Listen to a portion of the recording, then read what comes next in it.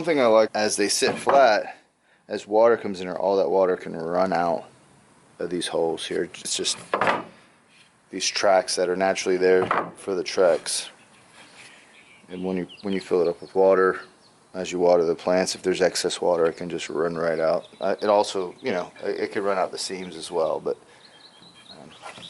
now this isn't cheap. You don't have to use this, and it may be overkill, right? But I'm just trying something else. But if I were to use these, I don't think it'd last as long. All the cut pieces here, so you end up with that. Yeah. They're not totally.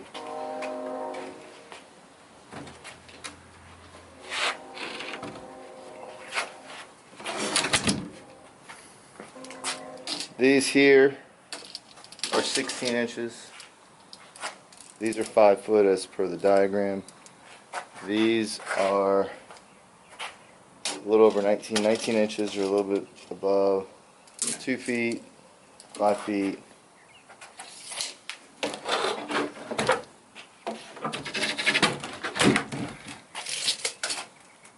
5 feet, cut at 45. These are 2x6s.